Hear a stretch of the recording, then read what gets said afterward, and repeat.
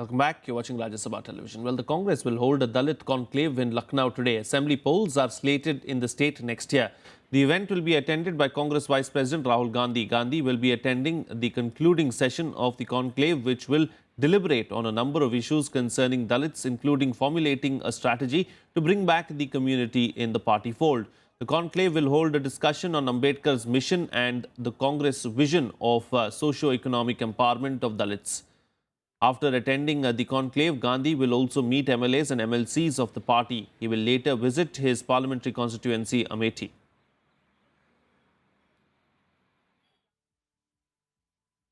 Well, the Human Resource Development Ministry has convened a meeting of Vice Chancellors of all central universities today to discuss ways to end discrimination against disadvantaged sections.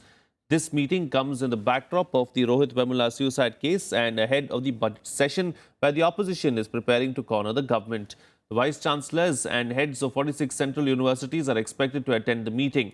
Opposition parties have repeatedly raised questions over the role of Union Minister Bandaru Dattatreya and also attacked HRD Minister Smriti Irani over the incidents related to Vemula's suicide. Earlier, after protests over the Vemula suicide incident at Hyderabad Central University, the HRD Ministry had said that a program will be launched for sensitizing academic administrators about understanding and handling problems faced by socially, educationally and economically disadvantaged students. The ministry had also said that all VCs and senior administrators would be sensitized to reach out to such students.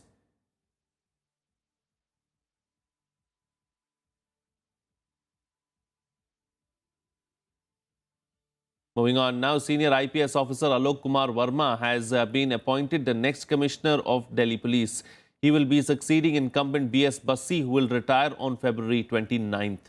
A 1979 batch Union Territory cadre officer, Verma is currently serving as DG of Tihar prison and will serve as the top police officer of the national capital from March 1st for the next 17 months. Verma will take charge at a time when the Delhi police is facing severe criticism for handling the JNU row.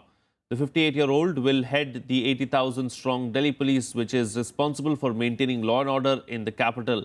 Verma's first test is said to be appointing the anti-corruption branch chief, which may lead to another clash with the Aam Aadmi Party government, which has its own list of probables for the post.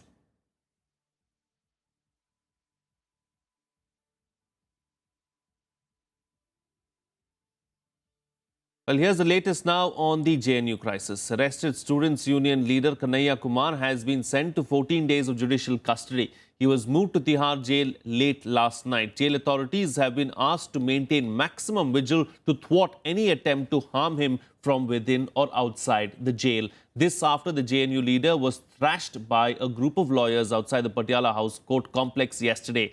Journalists were also attacked once again despite the Supreme Court banning protests and large congregations in the court premises. Here's a detailed report.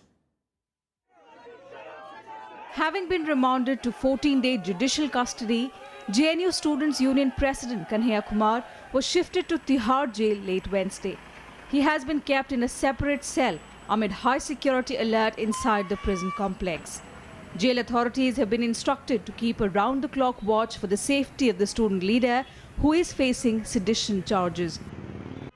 Delhi Police Commissioner BS Bassi has been directed by the Supreme Court to take personal responsibility of Kanhaiya Kumar's safety after the Students' Union leader was badly beaten up once again by a group of unruly lawyers. A medical report confirmed Kanhaiya had abrasions on his nose and bruises on his toes. Several journalists were also manhandled by a section of lawyers at the Patiala House Court, much like what happened on Monday. Lawyer Vikram Singh Chauhan, who had led the assault on Monday, once again unleashed a brazen attack on media persons in open defiance of the Supreme Court order, which had directed the Delhi police to ensure proper security at the court complex. The 5-member Supreme Court panel that was rushed to the Patiala House Court to ascertain the situation there was also not spared.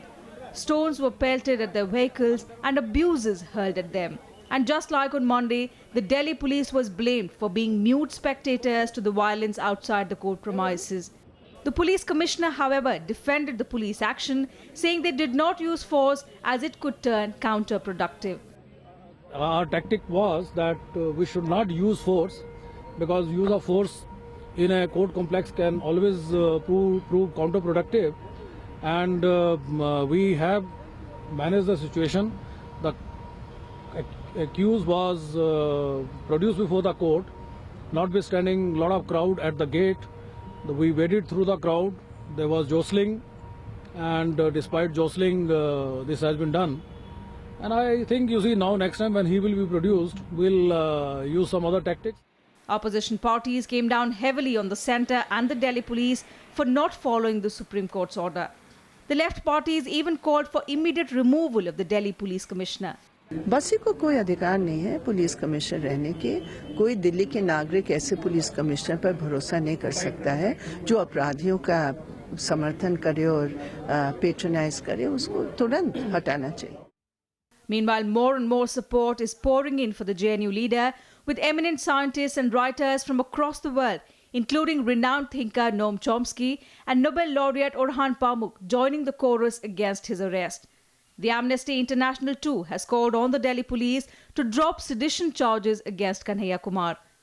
In a surprise move, 3 office bearers of the ABVP in JNU resigned on Wednesday, citing difference of opinion on the way the crisis was handled. Refusing to be the mouthpiece of the centre, they criticized the oppression on the student community.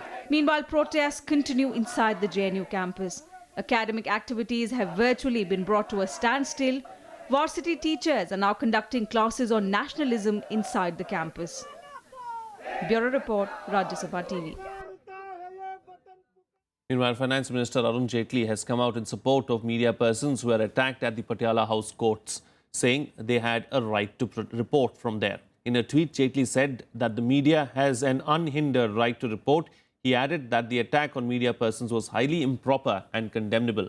Meanwhile, the Home Ministry has sought a report on the incident from the Delhi police. A group of alleged lawyers assaulted journalists and JNU student leader Kanhaiya Kumar as he was being produced at the Patiala House court on Wednesday.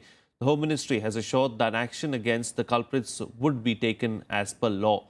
On Monday too, journalists and students and teachers of JNU were attacked by people wearing lawyers' black robes.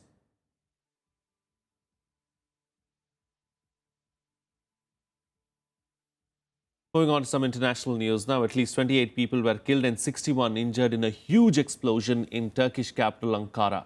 The blast took place in an area nearby the Turkish parliament and military headquarters. Officials said a vehicle loaded with explosives was detonated as military buses were passing by.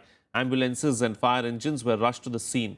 Turkish President Recep Tayyip Erdogan expressed concerns over the blast. He said Turkey is more determined than ever to use its right to self-defense. No group has claimed responsibility for the attack yet. Meanwhile, in a separate incident on Wednesday, an explosion rocked a building housing a Turkish cultural center near the Swedish capital, Stockholm. No casualties were reported. It is not clear if these two incidents were related.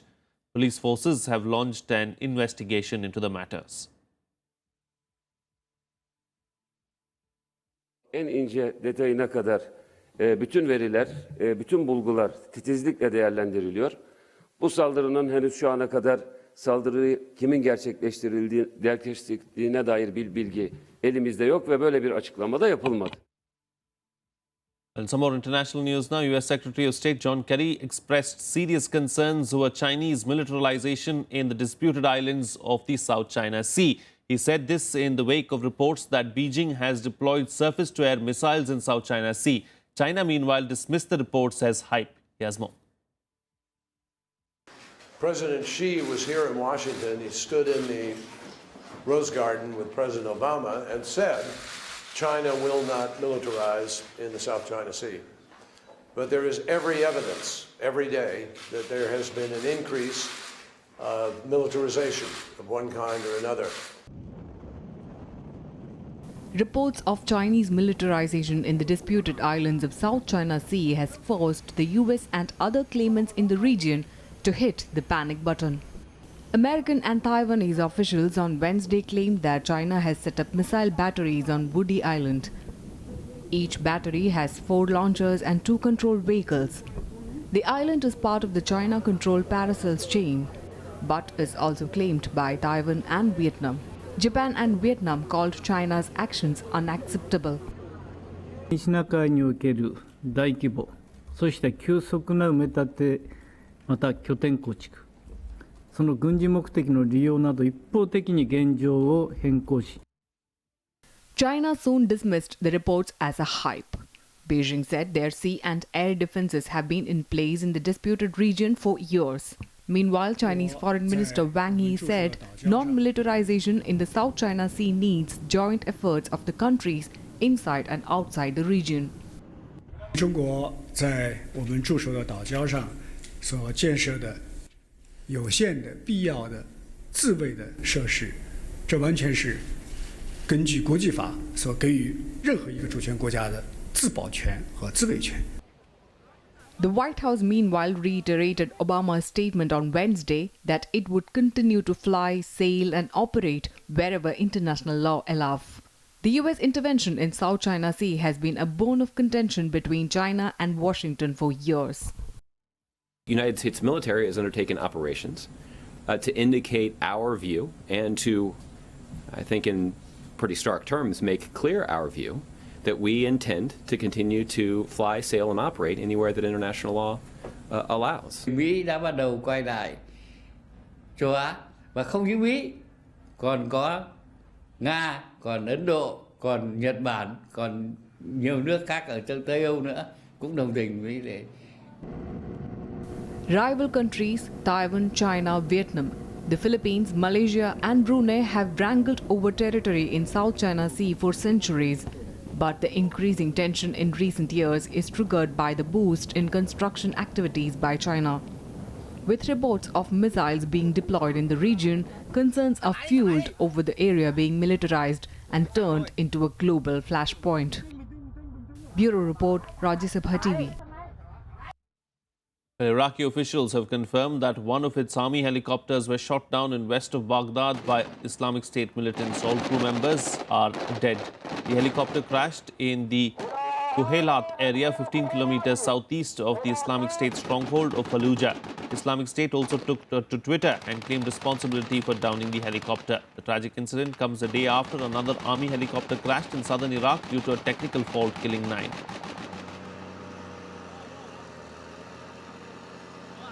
Well, that's it on this edition of the Breakfast News. Have a good day.